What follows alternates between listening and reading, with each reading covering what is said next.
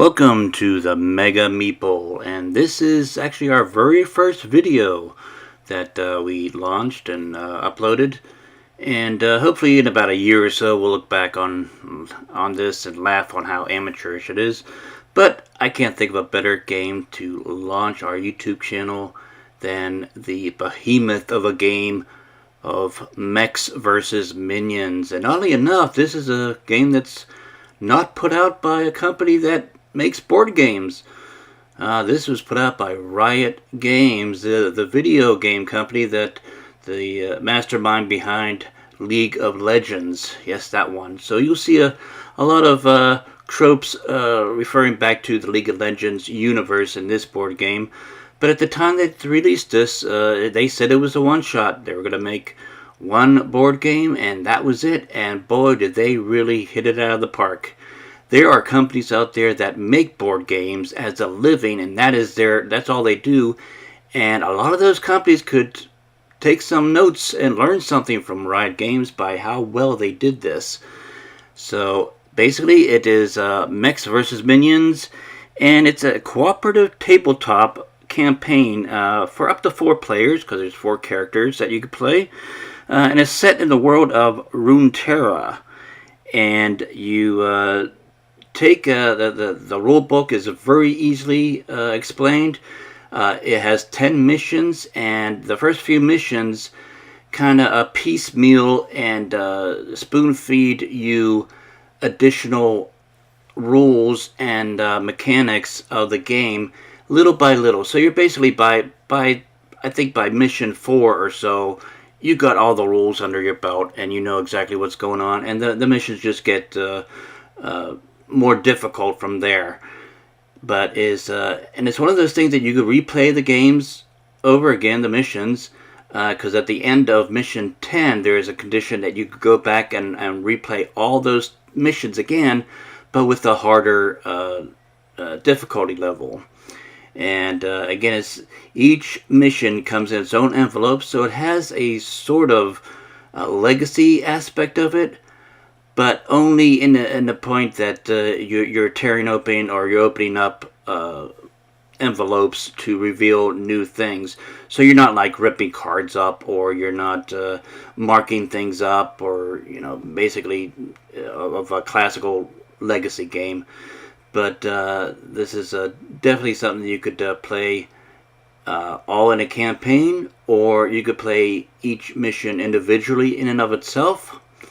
And I like just the presentation of the game, even the little the humor that is brought into the rules, and how the rule books are written, and how the audio is presented as well.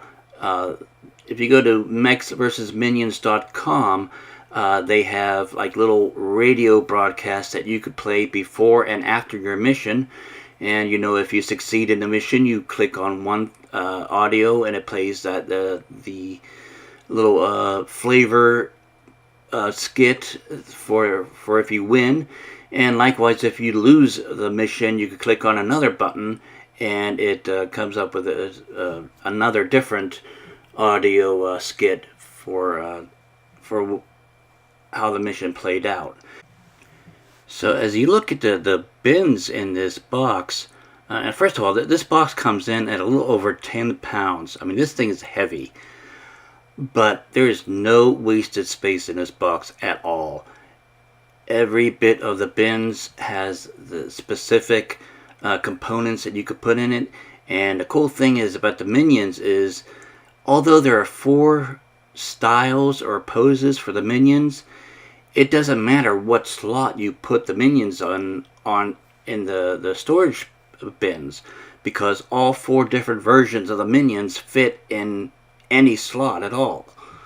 And for the Yordles, if you lose track of what slot the Yordles go in, just look on the clear plastic that covers that particular bin, and it gives a little it's an indentation or impression of the face of the Yordle, so it would tell you exactly what slot the yordles go in and which yordle goes into what slot.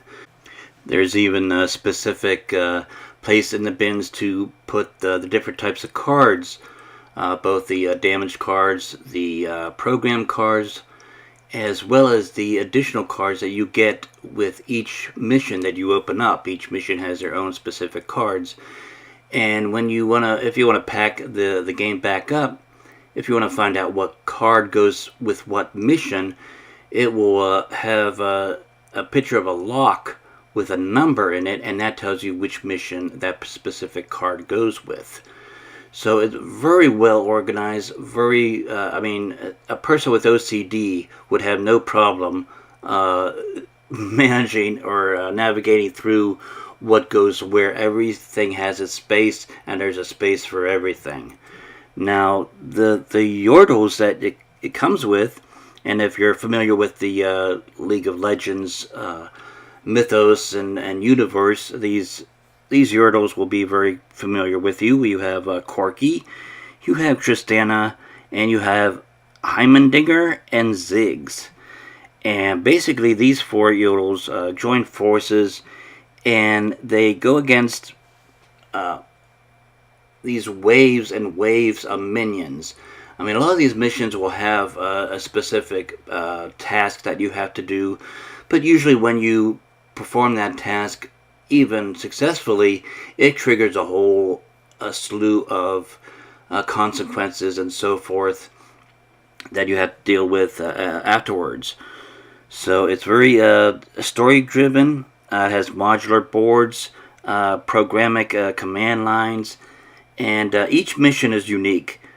And each mission has its own challenges and rules that go with it. Now, like I said, there are 10 missions in total, and each individual mission will take about 60 to 90 minutes. That's if you succeed in the missions. Now, for each mission that you do, it will take about 60 to 90 minutes, but bear in mind, you may have to do a particular mission 2 or 3 times in order to beat it. And that'll especially go in hand if you get to the 10th mission and then get to go back to mission 1, but with just harder, higher level of difficulty. So it could be 3 or 4 times before you play the mission before you're able to beat it. And the 4 mech miniatures, Corki, Tristana, Heimendinger, and Ziggs, just impeccably painted. I mean, it's just fantastic how these things are all meticulously painted and then presented, and then the amount of detail that's given to it. Now, I will tell you this: now I'm sure they've corrected this in subsequent printings of the game, but I was fortunate enough to spend the 4 or 5 hours online hitting the F5 button, refreshing, trying to get the first run of this game when it first came out. And if you have the first run of the game, there are some typos in the rulebook. There are some things that the rulebook refers to that are not accurate in the game. But anybody that could go to Board Game Geek, to the Mechs versus Minions forum, and just pose the question, that usually there are dozens and dozens of people posting the same questions, and Chris Cantrell, he's the leader of the group of people that vanguarded and created this game, is real good in responding and answering questions on the forums, even questions that's been asked 5 dozen times before, and it's just getting really old seeing the same questions over again. But if you just go to the and also if you go to Mechs vs. Minions website, in the there's a section where they have the clarifications in the rules based on missions. Also, Ronnie Smith of Watch It Played does fantastic job, as he usually does and always does, on how to play the games. And he not only has a video where it goes over just the overall presentation and the general rules of the game, but he will go over, he has separate videos for each individual mission, and how it's set up, any new rules or cards or mechanics that are introduced in that mission. He'll go over and basically go over what the mission is in each video. So you go to Watch It Played YouTube channel and get the lowdown of each mission for his Watch It Played videos. Very well done. Now, for the things that are included in this 10-pound plus box, as you're seeing here, I mean, you got 5 game boards, and they're good quality game boards on a thick cardboard. These are not like flimsy, stock paper or whatever. They're good, solid, thick boards. You got 4 command lines, and each one is for each player or yardle. And you got the 4 painted mech miniatures. You got the ability and the damage decks. You got a sand timer, which is the coolest, first player device that I've ever seen. You got a bomb-like power source miniature. You got 6 metal trackers, and these are not cardboard punch-outs. These are actual metal coin pieces that you use. You got 4 acrylic shards. You got 4 custom dice, and you got 100 minion miniatures. And you would probably think, what do you need with 100? Trust me, when you get into these missions, you will need all 100, because as the missions go on and the minions get killed and the minions move, a whole nother wave, or possibly sometimes in some missions a whole nother 2 waves of minions are right behind them. So there's not much rest for the weary when you play these games. You got to be constantly trying to get the mission done, the objective done, while trying to fight off all these minions coming at you wave after wave. So feel free to subscribe to our channel. I know at the time of this recording and upload, this is the first video that we have on our channel, but there'll be more. Trust us.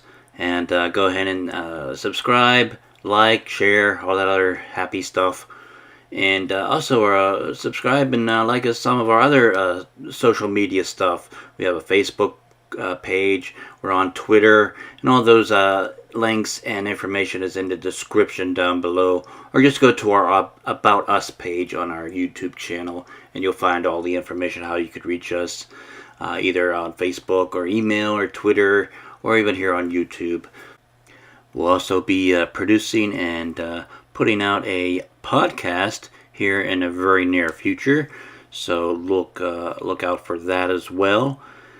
And if you have any ideas or suggestions or comments of any games that you would like to see us either unbox or review or anything like that, feel free to leave those in the comments down below, and we'll be sure to see if we could get that uploaded for you. So thank you so much for checking out the Mega Meeple channel and watching our video, and we'll see you next time at the gaming table.